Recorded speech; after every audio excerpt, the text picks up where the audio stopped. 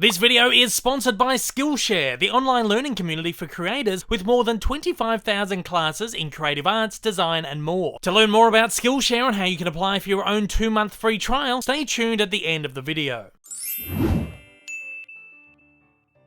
Oswald the Lucky Rabbit is one of Disney's most obscure characters of all time, though he should have been one of, if not the, most popular of them all. Oswald was created in 1927 as a replacement for Walt Disney and other iWorks' Alice Comedies, at a time when their popularity had begun to wane, and when Walt had begun to feel that the repetitive nature of them hampered his creativity and ability to grow. Walt wanted to start afresh with an all-new, all-cartoon series, and thus Oswald became Disney's first leading cartoon creation, and one of the first ever to display traits of personality and character. Walt Disney would famously say of his creations, "I want the characters to be somebody. I don't want them just to be a drawing," and would describe Oswald as peppy, alert, saucy, and venturesome, neat and trim. At a time where the Disney studio didn't have a distribution arm of their own and routinely produced animation for other distributors and studios, Oswald was created by Walt and Ub specifically for their distributor Charles Mintz, who would sell the series to Universal Studios, who wanted to get into the game of releasing cartoon shorts. Walt and Ub chose to create a rabbit character and allowed Universal to literally pull a name out of a hat. Oswald was thus born and not only became Disney's first lead cartoon character, but also Universal's first cartoon series. However, a chain of events in the following 2 years would leave the vulnerable Disney studio stripped of their rights to the character after having only produced 26.5 shorts, only for Universal to take control and produce 167.5 of their own over the next 2 decades. In 2019, we celebrate the 92nd anniversary of Oswald's creation and a 9-decade checkered history that has seen the character caught in a literal tug of war between 2 heavyweight Hollywood studios, over which time his look, design, and personality changed and evolved drastically, perhaps more so than any other Disney-created character. In this video, I will trace the evolution of Oswald right from his first appearance in 1927 to today in 2019. To do so, we will look at the most drastic and important changes throughout his time at both Disney and Universal Studios, in this edition of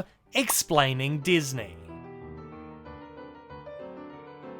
Disney's first Oswald short was 1927's Poor Papa. Here Oswald appears as an older, gruffer, fatter version of the character, not exhibiting many of the characteristics that would define him in further shorts. Also note in these earlier shorts that Oswald is depicted with large suspenders. Poor Papa, in fact, was initially rejected by Universal, who found the character to be so swarmed by other ancillary characters that at no time did they find him to be outstanding. Additionally, Universal found Oswald to be sloppy and fat and requested a reconceptualization of the character to make him appear young and snappy, with a more Chaplin-esque personality. Universal were also displeased with the messy, rushed, and jolty appearance of the short in general. Walt would profusely apologize for the work in a telegram to Mintz, stating, "I am sorry that the first Oswald was such a keen disappointment to everyone, but I am not exactly surprised as I was disappointed in it myself. This was not through a result of any indifference or slackness on my part, but seemingly a wrong slant on it. This work was animated by a man of experience whom I am willing to put alongside of any man in the business today." Poor Papa would eventually be released, but not until the following year as the 21st officially released Oswald short. For 1927's Trolley Troubles, Walt and Ub took on Universal's advice and redesigned their character. Oswald became thinner, younger, and more lovable, taking on a more cheerfully mischievous personality for which Charlie Chaplin-inspired physical comedy could be utilized. He also became adventurous and daring, with heavy inspiration from Douglas Fairbanks, the world's most popular action star at the time. The animation style of the short is also notably better, with more style and detail. In fact, with the Oswald shorts, Walt wanted to do something that had rarely been done in cartoons before. He wanted to emulate real films by experimenting with camera angles and effects and implementing filmic editing styles. Universal was pleased with the result and released Trolley Troubles to great audience and critical acclaim, making Oswald the first major hit for Disney and a character that would go on to rival even the biggest star of the time, Felix the Cat. Oswald was so successful that Disney was able to expand their animation team, and Universal would request a new Oswald short every 2 weeks. The third produced Oswald short, Oh Teacher, would present Oswald without his suspenders for the first time, instead depicting him simply in a pair of plain shorts, though many pieces of marketing material would depict him in coloured shorts. In a few shots here, he even appears with whiskers. In Oh Teacher, Oswald appears a little more mischievous and slightly cruder, and the animation style is once again notably more detailed and refined. Oh Teacher is also worth noting as the debut appearance of Oswald's first love interest, Fanny the Rabbit. Fanny would only appear in 4 Oswald shorts in the Disney era, that would appear once more in a 1934 Universal short, where she would strangely be retconned to be his sister. In the following short, The Mechanical Cow, Oswald's design was changed slightly once again, where he would be made shorter with a much rounder belly. His whiskers would also be phased out. This would become Oswald's most recognisable Disney design. While The Banker's Daughter remains a lost Oswald cartoon, like many of the shorts from this time period, it's definitely worth mentioning as the short which marked the first appearance of Oswald's second and most continuous love interest, Hortensia the Cat, who was introduced to replace Fanny, who would be phased out. It's interesting to note a newer designed Oswald on the surviving poster sketch, which would feature him and Hortensia with large white eyeballs instead of the standard black oval pupils. Strangely though, neither character would ever be depicted with these kinds of eyes in the shorts themselves. Including The Banker's Daughter, 6 Disney Oswalds remain lost, while a number of others remain incomplete. By 1928's Bright Lights, we can note that Oswald has once again become shorter and rounder and been given a more emotive facial design, which even appears to suggest eyebrows. This design would be settled upon and continue through the remaining 10 Disney Oswalds, even though his original design continued to be used on title cards. By late 1928, Walt had caught wind that Mintz had apparently been going behind his back to hire away his animators to work at a new studio. Worried that Mintz was planning a coup and wouldn't renew his contract for Oswald, Walt attempted to shop his series around to other studios. However, he soon found out that by the terms of his contract with Universal, he didn't own the series or character himself. Universal did. So instead, Walt attempted a renegotiation with Mintz, hoping for a more profitable cut of the share. However, Mintz, with his ulterior motives, wanted Walt out of the picture, and citing economic difficulties, instead offered him a 20% pay decrease and insisted on budgetary cuts, noting that if Walt didn't agree, he'd instead take the series and character for himself. With Walt seeing absolutely no room for growth or success with such restrictions, he did the only thing he could, and stepped away from Oswald. Mintz in turn took the series and most of Walt's animators and started his own animation studio, leading to what Walt would see as the ultimate betrayal.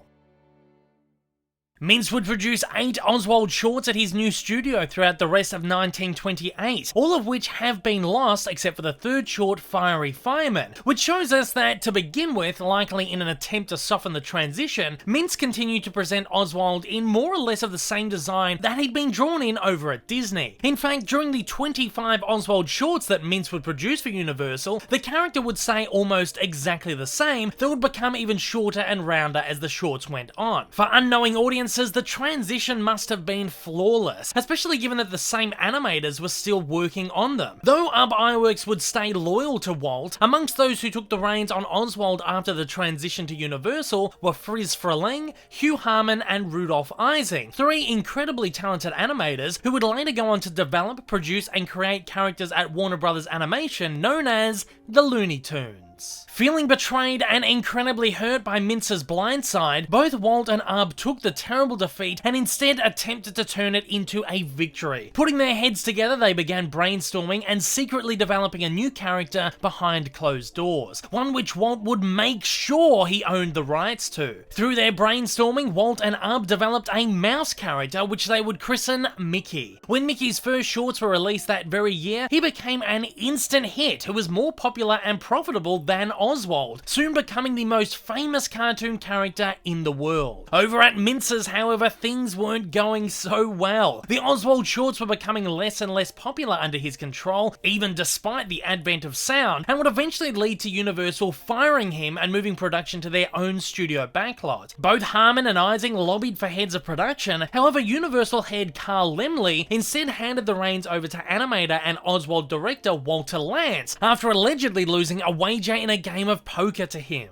Lance's first Oswald short would be 1929's Race Riot, which would once again see Oswald draw in more or less the classic Disney design, though he would appear taller once more with slightly more angular features. Oswald's first colour appearance would be as a small cameo in 1929 Technicolor extravaganza film King of Jazz, where he would appear in blue shorts. This would be one of Oswald's only classic colour appearances. Oswald would remain largely the same for close to 30 shorts out of Disney's control, but in 1930's The Navy, he would be given shoes for the very first time. Though he remained mostly rounded, his larger stature also became more prominent. 7 shorts later, in 1931's Shipwreck, Oswald would be given gloves for the very first time, as he slowly began to, I'm sure not so coincidentally, closely resemble his spiritual offspring Mickey Mouse, who had also been adorned with shoes and gloves a couple of years earlier. 11 shorts later, in that same year's The Hunter, Oswald would be shown wearing a shirt for the first time. He would also be seen with a much larger, cuter head, with teeth, shorter ears, and large eyes, quite clearly utilising the pie eye style. Oswald would remain in this design for a further 4 years, with small tweaks here and there, including the introduction of Mickey-esque pants buttons, forming the character's most recognisable appearance during the Lantz era. His final appearance in this design would be in 1935's Monkey Wrenches. In Oswald's next short, that same year's Case of the Lost Sheep, Oswald would appear in his most drastic redesign ever. So drastic, in fact, that he appeared almost as a completely different character. Instead of appearing as a stylized, caricatured rabbit, Oswald would instead appear as a realistic rabbit with a white fur coat. However, interesting to note here, perhaps in a nod to Ub Iwerks' original design, Oswald is once again depicted with suspenders. Soon after, Oswald would undergo a small renaming as well, when his shorts were renamed from Oswald the Lucky Rabbit to simply Oswald Rabbit.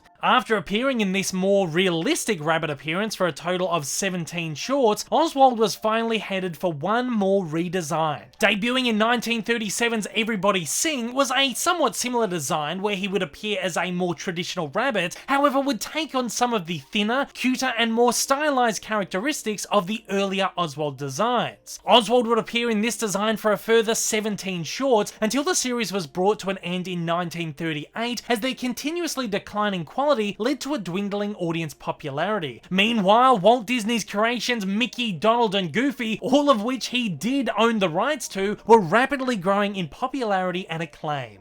2 years later, in 1940, Walter Lantz would experience perhaps his biggest success of his entire career, as he would debut his brand new comic creation, Woody Woodpecker.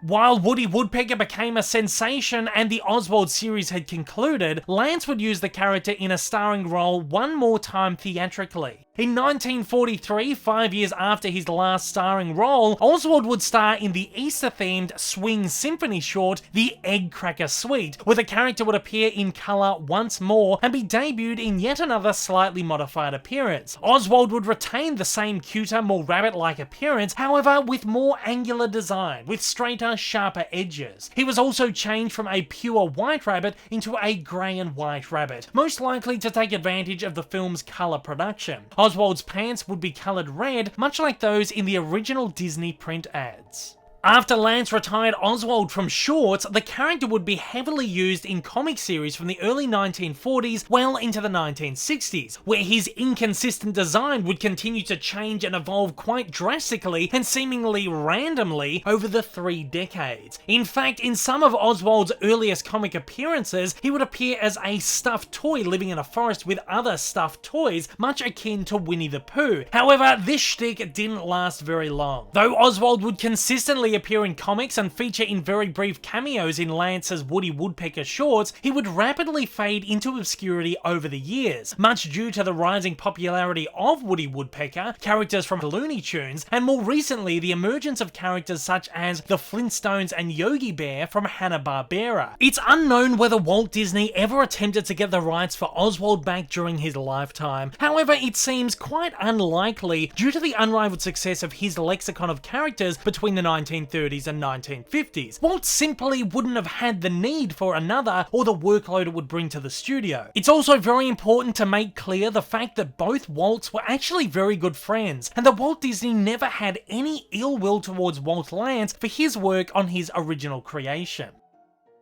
In 2006, however, then Disney CEO Bob Iger entered into a historic deal with Universal for the returned rights to Oswald and the original 26 Disney-created Oswald shorts. In exchange for Oswald and some other sporting-related assets, Disney would allow their ABC and ESPN contracted sportscaster Al Michaels to break contract and transfer to Universal's NBC Sports. Indeed, it seems a very unlikely trade, and perhaps one of the strangest in entertainment history, but it's one that seemingly worked best for both companies. Again, it's important to note here that Universal still retained the rights to Lance-produced Oswald in order for him to remain in the lexicon of Woody Woodpecker and Friends. Since 2006, Disney have utilised Oswald in a small number of media properties, most importantly the two Epic Mickey video games, released in 2010 and 2012 respectively. In fact, it was the idea for the original Epic Mickey game which is said to have sparked Iger's fierce negotiations with NBC. The Epic Mickey games teamed Oswald and Mickey Mouse up for the very first time in a pair of epic adventures, which returned both characters to their mischievous, troublemaking roots and debuted Oswald in CG animation for the first time ever. Here, Oswald appears in his most classic Disney design, returning to his original short, rounded style with blue shorts. Between 2010 and 2012, Disney began utilising Oswald heavily at the Disney parks, first debuting costume characters in parades, then park meet and greets, and a slew of merchandise including Oswald ears, which could be purchased at an Oswald-themed store at Disney California Adventure, all to celebrate his 85th anniversary. In 2013's Mickey short Get a Horse, a beautiful homage to 1920s Disney animation, Oswald appeared on the screen for the very first time in a Disney short for over 85 years, in much the same form he would appear in the Epic Mickey games. However, his appearance was blink and you'll miss him.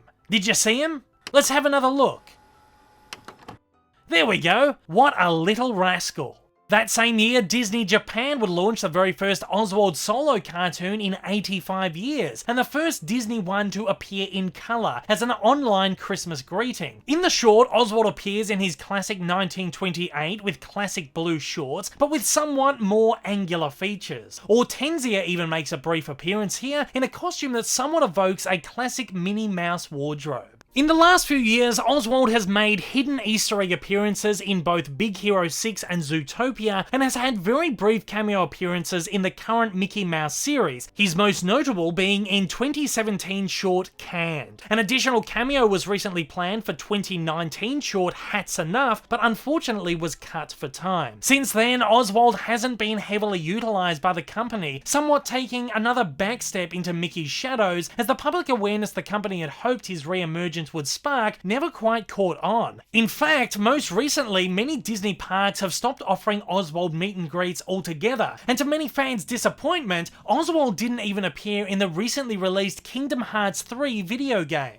So, what does the future now hold for Oswald? Well, who knows? With the character having been safely nestled amongst Disney's greatest creations again for 13 years now, it's hard to believe his fame will skyrocket once more due to his low usage within the Disney company. If this is it for Oswald, it's kind of a bittersweet end for him, but I hope, as always, he manages to find himself bouncing back for one final encore. Thanks again to the wonderful Skillshare for sponsoring this video. Once again, Skillshare is an online learning community for creators with more than 25,000 classes in creative arts, design, and more. With Skillshare's premium membership, you get unlimited access to join the classes and communities that are perfectly tailored for you. Whether you want to fuel your curiosity, creativity, or career, Skillshare is the perfect place to keep you learning and thriving. Skillshare offers fantastic courses in all aspects of filmmaking, editing, animation, creative writing, and other creative areas, all of which I'll be checking out myself in an effort to further hone my craft in content creation. And if you're feeling particularly inspired by this episode's story of the two Walts and Oswald, I've found this fantastic 3-hour course on 1930s character animation, which is definitely worth giving a shot. Skillshare is super affordable, with an annual subscription costing less than $10 a month. Be one of the first 500 of my subscribers to use the link in the description below to sign up for a 2-month free trial and join more than 7 million creators learning with Skillshare. If this is your first time viewing one of my videos, you like what you've seen, you'd like to see more like this in the future, then please don't forget to hit that big old subscribe button up on your screen right now, and also hit that like button down below if you're feeling extra generous. Also, don't forget to check out my many social media accounts, and please consider supporting me over on Patreon. Thanks for watching, guys, and I hope you have a wonderful day.